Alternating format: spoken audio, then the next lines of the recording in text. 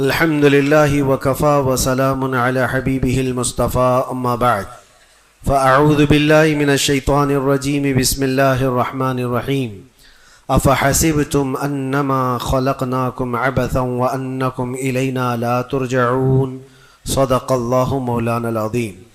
بارگاہ رسالت معاب صلی اللہ علیہ وسلم میں درود پاک کا ہدیہ پیش کریں۔ اللہم صلی علی سیدنا و مولانا محمد معدن الجود والکرم وآلہ واصحابہ الکرام وابنہ الکریم وبارک وسلم صلاة دائمتا سرمدا ابدا۔ عزیزان گرامی وقار، حاضرین جمعہ، وقت یہاں پر زیادہ ہو چکا ہے، میں مختصراً آپ کے سامنے کچھ باتیں عرض کرنا چاہتا ہوں۔ اللہ رب العزت نے انسان کی جو تخلیق فرمائی، انسان کو جو پیدا کیا، اس کی زندگی کا جو مقصد بیان کیا گیا ہے، قرآن پاک میں اللہ تعالیٰ نے فرمایا وَمَا خَلَقْتُ الْجِنَّ وَالْإِنسَ إِلَّا لِيَعْبُدُونَ، جنات اور انسانوں کو میں نے صرف اپنی عبادت کے لیے پیدا کیا ہے۔ جس چیز کو جس مقصد کے لیے بنایا گیا ہے، اسی مقصد پہ اس کو عمل کرتے رہنا چاہیے۔ جہاں وہ چیز اپنے مقصد پر عمل چھوڑ دیتی ہے تو پھر وہ کباڑ کے قابل ہو جاتی ہے۔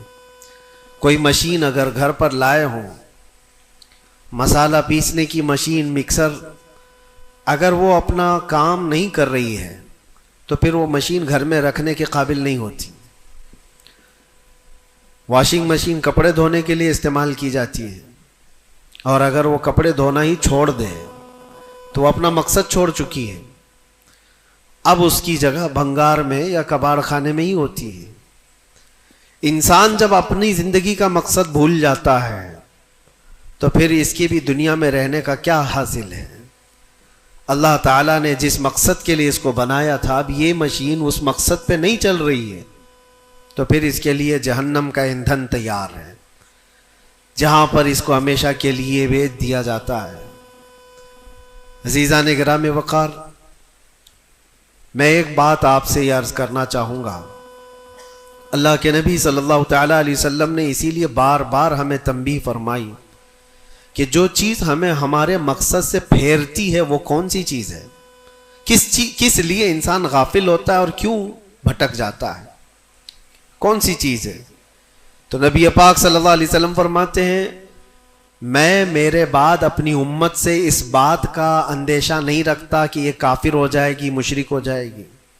حضور فرماتے ہیں مجھے اس کا ڈر نہیں ہے کہ میری امت مشرک ہو جائے گی، کافر ہو جائے گی، لیکن اندیشہ اس بات کا ہے، ڈر اس بات کا ہے کہ تم پر دنیا پھیلا دی جائے گی اور تم دنیا سمیٹتے سمیٹتے اللہ رسول کو بھول جاؤ گے۔ آج یہ پوزیشن پر جو مسلمان آیا ہوا ہے، امت مصطفیٰ کی یہی حالت ہے کہ دنیا اس قدر حاوی ہے کہ وہ اپنے آرام اور سکون کو چھوڑنا نہیں چاہتا۔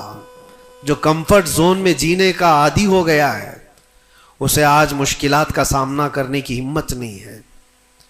آج میں محسوس کرتا ہوں میرے عزیزوں، جب رسول پاک صلی اللہ تعالیٰ علیہ وسلم کی عزت کی بات پر، قرآن پر، اسلام پر، دین پر اور اللہ کی ذات پر حملے ہوں تو لوگ آئیں کائیں کرتے رہتے ہیں، ابھی اپنے دائیں بائیں دیکھتے رہتے ہیں کہ میری سیفٹی کتنی ہے، میری سیکیورٹی کتنی ہے۔ چھوٹے سے لے کر بڑا آدمی ہر ایک یہ سوچتا ہے کہ خواہ مخواہ اس مسل میں اپنا سر کیوں رکھنا، کیوں اپنی جان کو جوخم میں ڈالنا ہے، میرے بھی بیوی بچے ہیں اور سب مشکل میں پڑ جائیں گے۔ یہی دنیا میں کمفرٹ زون میں جینے کی خواہش اس کو بزدل بنا دیتی ہے اور اپنے راستے سے اسے ہٹا دیتی ہے۔ کبھی کبھار یہ بھی تو سوچا ہوتا کہ بیوی بچے اور گھر بار اور جائیداد اور بزنس صرف ہمارے نہیں، صحابہ کے بھی تھے، جو رسول پاک صلی اللہ تعالیٰ علیہ وسلم کے سچے غلام ہیں۔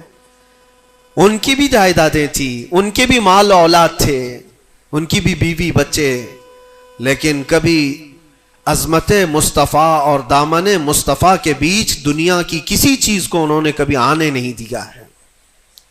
ہم ساری چیزوں کو پہلے مقدم رکھتے ہیں کہ کیا ہوگا.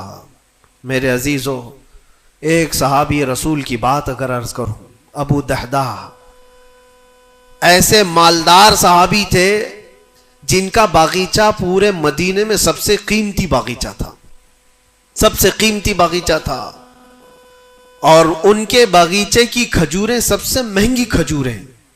ابو دہدہ کے باغیچے کی شہرت تھی مدینے میں. مسجد نبوی میں بیٹھے ہوئے تھے، حضور پاک صلی اللہ تعالی علیہ وسلم کے پاس ایک مسئلہ آیا تھا، ایک یہودی کا اور ایک مسلمان کا، ایک دوسرے صحابی کا.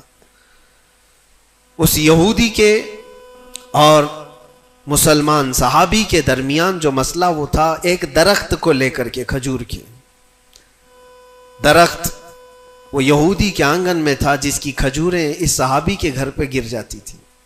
انہوں نے خریدنے کے لیے کہا، وہ دینے کو راضی نہیں تھا. یا اس طرح کا ایک مسئلہ اور بھی ہے.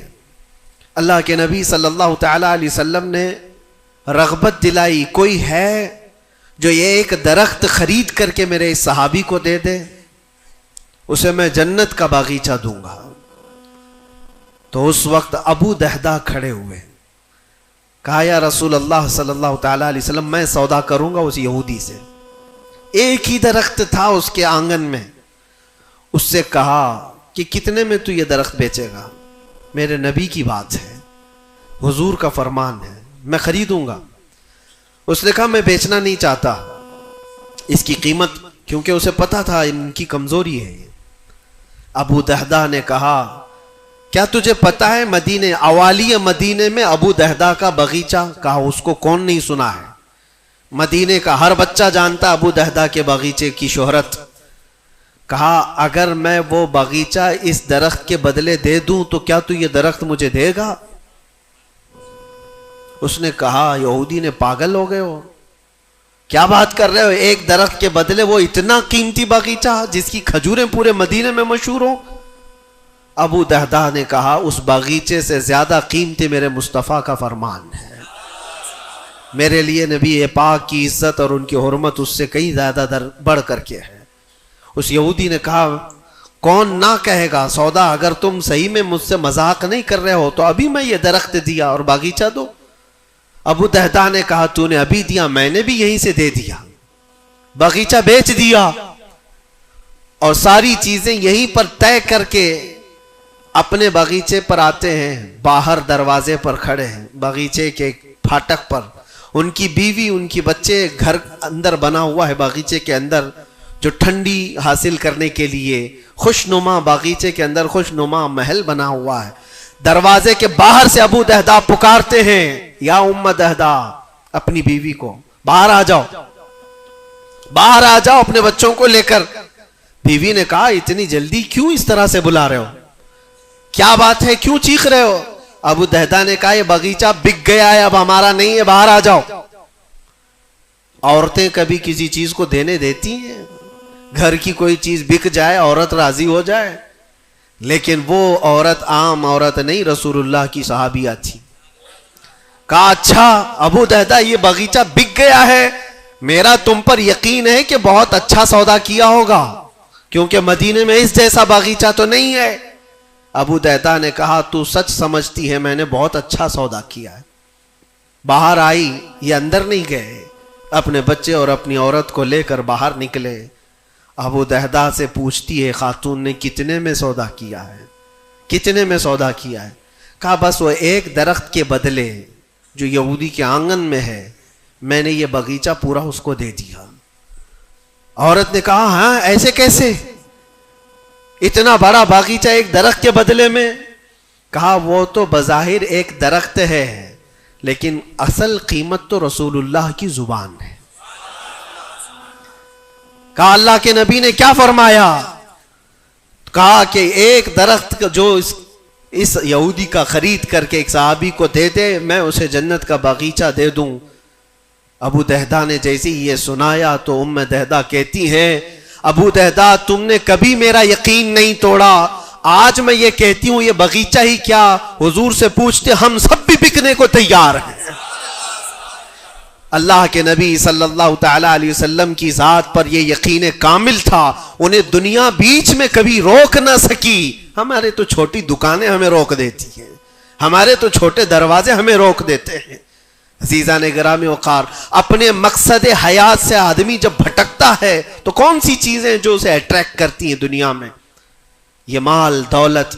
مجھے وہ بات یاد آتی ہے، صدیق اکبر رضی اللہ تعالیٰ عنہ حضور پاک صلی اللہ علیہ وسلم کے ساتھ بیٹھے ہیں، حضور پاک صلی اللہ تعالیٰ علیہ وسلم کے ہاتھ میں ایک پیالہ ہے جس میں شہد ہے، آپ اس کو نوش فرمانا چاہتے ہیں، منہ کے قریب لے گئے، اچانک آپ نے واپس رکھ دیا اور کسی چیز کو دھکا دے کر کے ہٹانے لگے، جیسے کوئی مکھیوں کو بھگاتا ہے، جبکہ نبی پاک صلی اللہ علیہ وسلم کے جسم کے قریب کبھی کوئی مکھی نہیں آتی، لیکن اندیکھی چیز کو آپ ہٹا رہے تھے۔ پھر تھوڑی دیر کے بعد پیالے کو اٹھایا، پھر تھوڑی دیر منہ کے قریب جاتے ہی واپس رکھ دیا، پھر کسی چیز کو دھکا دے کر نکال رہے تھے۔ تیسری مرتبہ پیالہ اٹھایا تو صحابہ نے دیکھا آپ کی آنکھوں سے آنسو روا ہیں، حضور پاک صلی اللہ تعالی علیہ وسلم کیا اشک بہ رہے ہیں۔ تو صحابہ نے پوچھا یہ کیا معاملہ ہے؟ حضور اکرم صلی اللہ تعالی علیہ وسلم فرماتے پہلی بار جب میں نے شہد کا پیالہ اٹھایا تو دنیا میرے پاس سج سنور کر کے آئی، تیار ہو کر آئی، اور کہا اے اللہ کے نبی میرا حسن و جمال آپ قبول کر لیں، ہر طرح کے حسینائیں آپ کے قدموں میں لا کر رکھ دوں گی، ہر طرح کا حسن آپ کے قدموں میں لا کر رکھ دوں گی۔ حضور فرماتے میں نے دھکا دے کر دور کیا کہ مجھے تیرے حسن و جمال کی ضرورت نہیں، دنیا چلی گئی۔ دوسری بار جب میں نے پیالہ اٹھایا تو دنیا پھر آئی میرے پاس اور پورے زر و جواہرات اور دولت کے انبار لے کر۔ دنیا نے کہا اے اللہ کے نبی یہ قبول کر لیں، آپ کے قدموں میں سونے کے محلات اور جواہرات سجا دیے جائیں گے۔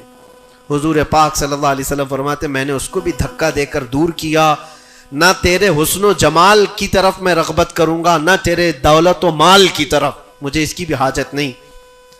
تیسری بار بہت امپورٹنٹ چیز میں عرض کر رہا ہوں، جو کہنا چاہتا ہوں توجہ سے سنیں۔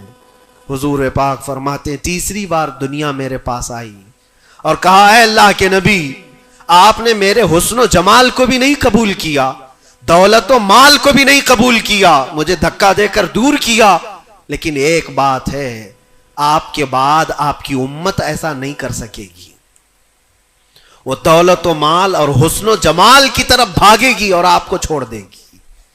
حضور فرماتے جب میں نے یہ بات سنی تو میرے آنسو نکل آئے، کیا میری امت مجھے چھوڑ کر اس طرح دور ہو جائے گی؟ دل پر ہاتھ رکھ کر کے سوچو ہے مسلمانوں، کیا آج وہ پوزیشن نہیں ہے؟ ہم ان دو چیزوں کے چکر میں اپنے نبی پاک صلی اللہ علیہ وسلم سے کتنی دور بھاگے جا رہے ہیں۔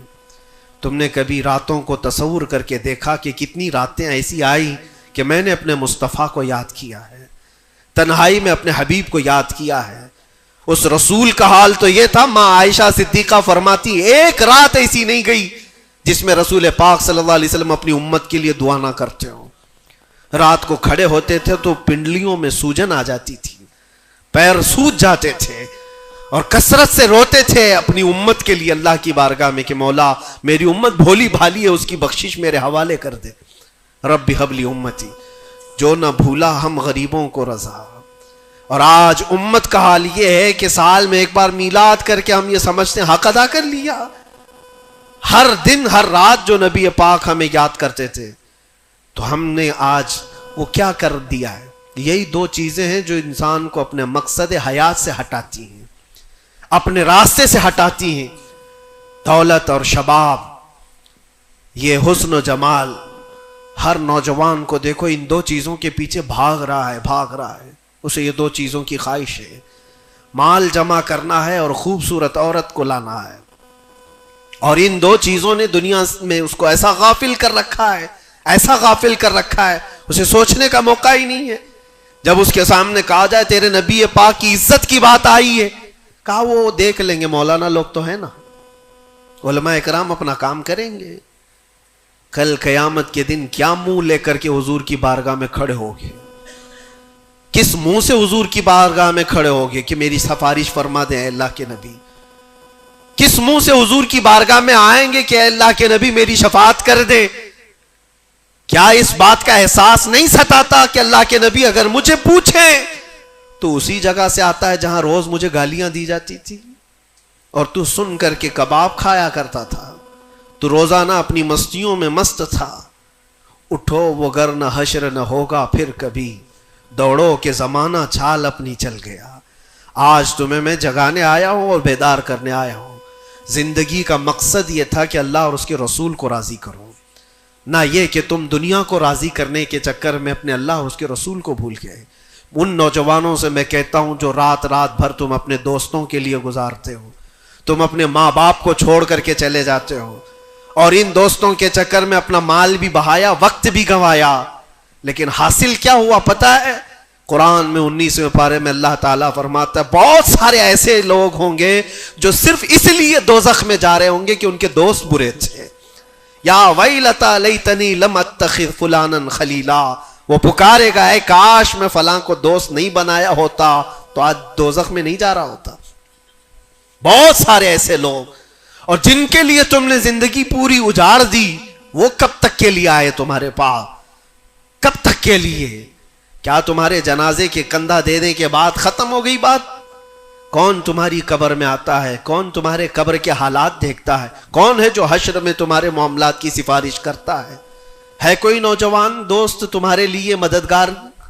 نہیں. تمہارا دل بھی یہ کہے گا اس قبر کی نئی زندگی میں اگر کوئی آئے گا تو وہ آمنہ کا لال آئے گا.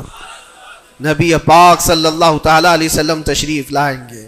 بزرگان دین نے یہاں تک فرمایا ہے وہ قبر میں میرے آقا صلی اللہ تعالی علیہ وسلم اس حالت میں اور اتنی جلدی آتے ہیں، اور منکر نکیر کے اٹھانے سے پہلے اس سے کہتے ہیں فرشتوں سے آہستہ سے اٹھاؤ، میری محبت میں بڑا تھک کے آیا ہے. وہ کس کے لیے ہے؟ جو محبت مصطفیٰ میں یہاں تھکا ہوا ہو اس کے لیے ہے، وہ نہیں جو عیش و عشرت میں شباب و کباب میں یہاں تھک کر کے گیا ہو. وہاں پر بھی بزرگوں نے فرمایا قبر میں حضور پاک صلی اللہ تعالی علیہ وسلم کچھ لوگوں کی، کچھ مومنین کی قبر میں ایسے بھی حالات ہوں گے کہ جب فرشتے اس کو اٹھا کر جھنجھوڑ کر پوچھ رہے ہوں گے بتا ان کے بارے میں کیا کہتا تھا دنیا میں، حضور اپنا چہرہ پھیر لیں گے. حضور فرماتے ہیں خبردار میری طرف مت دیکھنا، اس لیے کہ دنیا میں تجھے میرا چہرہ پسند نہیں تھا. جس کو پسند کرتا تھا اس کو آج بلا لے. تمہارے پاس کوئی اور آپشن رہ جائے گا قبر میں بلانے کے لیے کسی کو؟ اپنی زندگی کا مقصد سمجھ لو. جتنے لوگ ڈائیورٹ کرتے ہیں ادھر ادھر ان کی طرف توجہ نہ کرو. کبھی آپ گاڑی چلا رہے ہو، جو لوگ گاڑی میں بیٹھے ہو ان کو اچھی طرح سے معلوم ہونا چاہیے. اگر یہاں سے نکلیں آپ پونا جانا چاہتے ہیں، تقریباً 150-200 کلومیٹر کا فاصلہ ہے، راستے میں بہت سارے مناظر آتے ہیں، بہت سارے اچھے منظر دیکھنے کو ملتے ہیں. کبھی پہاڑیاں ہیں، کبھی درخت ہیں، کبھی جھیل ہے، کبھی کچھ ہے، کبھی کچھ ہے. تو کیا اس راستے پہ گزرتے ہوئے جو چیز اچھی لگ جائے وہیں رک جاتے ہو؟ تمہیں پتا ہے نہیں مجھے تو پونا پہنچنا ہے 2 گھنٹے کے اندر، میرا راستہ آگے، میری منزل آگے ہے. جتنے درخت آئے خوبصورت دیکھ لیا چل پڑا، پہاڑ آئے دیکھ لیا چل پڑا. دنیا کا سفر ایسی ہی ہے، جتنی چیزیں شہوتیں تمہیں اپنی طرف بلاتی ہیں اگر نظر پڑ گئی تو نیچے کرو اور آگے بڑھ جاؤ. تمہاری منزل یہ شہوتیں نہیں ہیں، تمہاری منزل تو اللہ کے نبی کے ساتھ جنت میں جانا ہے. تمہاری منزل وہ ہے. اور جو اپنی منزل کو نہیں پہچانا ہے وہ یہیں پر ڈائیورٹ ہو کر کے رہ جاتا ہے. اپنے اصلی مقصد پر کامیاب ہونے کے لیے ایک فارمولہ میں آپ کو بتاؤں، کیسے بھی حالات ہو. کچھ لوگ یہ سوچتے ہیں کہ زندگی میں حالات بدل گئے، گناہوں کی طرف چل پڑے، کبھی خواہشات نے انگڑائیاں لی، میں نفس کا شکار ہو گیا، فلاں کام کر لیا، فلاں کام کر لیا. کون انسان ایسا ہے جو خطا نہیں کرتا؟ انسانوں میں خطا ہے نبیوں کو چھوڑ کر. لیکن میرے عزیزوں اس کا مطلب یہ نہیں ہے کہ تم مایوس ہو کر کے انہی کاموں میں لگ جاؤ. کل کی رات ہی میں دیکھ رہا تھا یہ موبائل جو تمہارے ہاتھ میں ہے بہت ساری نصیحت کر جائے گا تمہیں. موبائل اپنے ہاتھوں میں لیے رہتے ہو، کوئی بھی آج شاید اس موبائل سے خالی نہیں ہے. آپ کو پتا ہے اس موبائل کا اصلی مقصد کیا ہے؟ کیوں بنایا گیا اس کو؟ فون، رابطہ کرنے کے لیے ایک دوسرے کے. یہی بیسک اس کا مقصد جو بنیادی مقصد ہے وہ یہ ہے کہ آپ کسی سے رابطہ کرنا چاہیں گے، نمبر لگائیں گے، ادھر چلا جائے گا اور آپ بیٹھ کر بات کر لیں گے. یہی بیسک مقصد تو یہ ہے، یہ بنیادی مقصد ہے اس فون کا. میں یہی سوچ رہا تھا یہ فون آج بھی اتنا عقل مند ہے، یہ اپنے بیسک مقصد کو جانتا ہے، لیکن دنیا میں ترقیات کے آتے آتے اس میں بہت ساری چیزیں ایڈ ہو گئی. موبائل کے اندر پھر کیلکولیٹر بھی آ گیا، موبائل کے اندر پھر فوٹو لینے کا کیمرہ بھی آ گیا، ویڈیو بھی آ گئے. اب اس کے بعد چلتے چلتے اب تو سوشل میڈیا پورا آ گیا. اب سوشل میڈیا کی سائٹس بھی آپ کنٹینیو کھول کر کے بیٹھے رہتے. ایک بات مجھے بتانا، سب جانتے ہیں آپ فیس بک دیکھ رہے ہو، انسٹاگرام دیکھ رہے ہو، واٹس ایپ کھولے ہوئے ہو، یا یوٹیوب میں کوئی ویڈیو بھی دیکھ رہے ہو، کچھ بھی کر رہے ہو، لیکن اگر کسی دوست نے آپ کے فون لگایا تو یہ ساری چیزیں بند کرتا ہے اور پہلے گھنٹی بجا کر بتاتا ہے تمہارا فون آیا ہے. موبائل اپنے کام پہ ہے، اس کا اپنا بنیادی مقصد وہ چھوڑا نہیں ہے. اس میں بہت ساری چیزیں ایڈ ہو گئی، اور شاید چاہے جتنی بھی ایڈ ہوں، لیکن فون آنا جانا یہ کبھی بند نہیں کرے گا. جو انکمنگ ہے، فون کسی نے لگایا ہے تو یہ تمہیں بتا دے گا. الارم ہوتا ایسا نہیں ہے، آپ کی ویڈیو چل رہی ہو، یوٹیوب چل رہا ہے، کچھ بھی چل رہا ہو، فون اگر آیا تو وہ چیز روک دے گا اور پھر فون کا الارم تمہیں بتائے گا. یہ اپنے بنیادی مقصد پر چل رہا ہے. تمہاری زندگی میں چاہے جتنی بھی چیزیں ایڈ ہو جائیں، جس وقت اذان ہو جائے تمہیں سمجھ جانا چاہیے میرا مولا بلا رہا ہے. میرے اصلی مقصد کے لیے میں جو دنیا میں ہوں وہ اللہ کی عبادت کے لیے ہے. میرے رب کا فرمان، میرے رب کا اعلان آ چکا ہے، چھوڑو ساری چیزیں. جتنی بھی چیزیں ایڈ ہو جائیں اس چیز کو روکنا. اچھا، اور دوسری ایک چیز یہ بھی ہے اس موبائل کی، میں محسوس کر رہا تھا یہ بہت اچھا ہے بیچارہ، یہ موبائل اپنے مقصد پر کامیاب ہے، اس لیے کہ اس کو کبھی کسی کے ہاتھ میں دو تو ہی گندا بنتا ہے. جب تک اس کو کوئی چلاتا نہیں ہے، تم چلاؤ گے، اندر گھسو گے، بہت ساری چیزوں میں داخل ہوتے رہو گے، پتہ نہیں کیا کیا کھولتے رہو گے، وہ سب چیزیں وہ کرتا چلا جائے گا. لیکن اس کو کہیں بستر پر پٹک کر کے چھوڑ دو، وہ کبھی گندگی نہیں کرتا. خود سے ایسے نہیں ہے کہ وہ ویڈیو کھول کے چالو ہو جائے گا. وہ موبائل خود سے کسی کو ویڈیو نہیں دکھاتا، خود سے کسی کو فوٹو نہیں دکھاتا، لیکن اس کو بستر پر ایسی پڑے رکھے رہو، وہ دوسری گندی چیزیں تو نہیں دکھائے گا جب تک تم ٹچ نہیں کرو گے، لیکن وہاں پڑے رہنے کے وقت بھی فون کسی کا آیا تب بھی بچ کے دکھائے گا. پتہ یہ چلتا ہے اس سے کہ دوسروں کے ہاتھ میں جاتا ہے اور کوئی دوسرا چلاتا ہے تب یہ بے حیائی دکھاتا ہے. تم اس بات کی اپنے آپ کی ذمہ داری لے لو، تم کسی کے ہاتھ کا کھلونا نہ بنو. دوست تمہارے ساتھ کھیلیں گے اور دنیا تمہارے ساتھ کھیلے گی. عیش و عشرت کی تمہاری خواہشات یہ سب دنیا ڈالتی ہے. اگر یہ ساری دنیا سے ہٹا کر اپنے آپ کو اللہ اس کے رسول کے سپرد کرو، دیکھو کبھی تمہاری زندگی میں تمہارے جسم سے بے حیائیاں نہیں آ سکتی، نہیں آئیں گی. یہ جسم اللہ، اس جسم کا مالک کون ہے؟ اللہ ہے. اور ہماری گردنوں کی اوپر اگر کسی کا حکم ہے تو وہ رسول اللہ کا ہے. اگر زندگی میں تم نے یہ طے کر لیا میں اللہ کا بندہ ہوں، اللہ نے مجھے بنایا ہے، میری گردن اللہ کے نبی کی عزت کے لیے ہے، سپرد کر دیا اپنے آپ کو، تو بے حیائیاں تمہارے اندر نہیں آئیں گی. ہاں ہوتا یہ ہے کہ تم نے اپنے آپ کو دوسروں کے سامنے پیش کیا ہے، دوستوں کے سامنے. ارے کس کو تم جان جان کہتے رہتے ہو، تو میری جان ہے، میں تیری جان ہوں. پتہ نہیں کتنوں کو جان کہا ہے اور کوئی جان کسی کے کام کی نہیں ہے، کسی کے کام کی نہیں ہے. لیکن ایک بار جن صحابہ نے کہا فدا کا بھی وہ امی یا رسول اللہ، اے اللہ کے رسول میرے ماں باپ آپ پر قربان، میری جان آپ پر قربان. یہاں دوست کو یا بیوی کو یا محبوبہ کو جان کہا تو بدلے میں اس نے پھوٹی کوڑی بھی نہیں دی ہے. زندگی میں سوائے دکھ اور غم کے کچھ نہیں ملا جان سے. لیکن مصطفیٰ کریم کو جس نے یہ کہا میری جان آپ کے حوالے ہے، اللہ کے نبی نے ان کو ذرے سے اٹھا کر کے آسمان کا تارا بنا دیا. ایک عرب نے آدمی کا بول بالا کر دیا، خاک کے ذروں کو ہمدوش سریا کر دیا. خود نہ تھے جو راہ پر اوروں کے ہادی بن گئے، کیا نظر تھی جس نے مردوں کو مسیحا کر دیا. نبی پاک صلی اللہ تعالیٰ علیہ وسلم کے حوالے اپنے آپ کو کر کے تو دیکھو، پھر تمہیں کہاں سے کہاں پہنچایا جائے گا۔ آج دنیا مجھے پہچانتی ہے تو میرے باپ کے نام سے نہیں، عظمت مصطفیٰ کے نام سے پہچانتی ہے، قدم مصطفیٰ کی برکت سے پہچانتی ہے۔ ہم کو اگر کسی نے اٹھایا ہے تو کسی کے باپ نے نہیں، کسی نیتا نے نہیں، میرا تعلق کسی سیاسی پارٹی سے نہیں ہے۔ میری آج عزت کوئی کرتا ہے تو اس لیے نہیں ہے کہ یہ سیاسی کوئی عہدہ رکھتا ہے، صرف اس لیے عزت کی جاتی ہے کہ نبی پاک کی عزت پر بات آتی ہے تو یہ اپنی آواز کو تو اٹھاتا ہے۔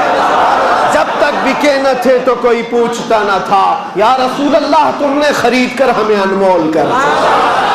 اللہ کریم ہم سب کو اپنے مقصد حیات پر چلنے کی توفیق عطا فرمائے، ہماری زندگی کو با مقصد اور با عمل بنانا ہے۔ اللہ کریم کی بارگاہ میں دعا ہے کہ مولا مرنے سے پہلے وہ دن ہمیں دکھا، آنکھیں بند ہونے سے پہلے ایک بار اس حسین جمال جہاں آرا کی زیارت ہمیں نصیب فرما۔ وآخر دعوانا الحمدللہ رب العالمین۔ السلام علیکم۔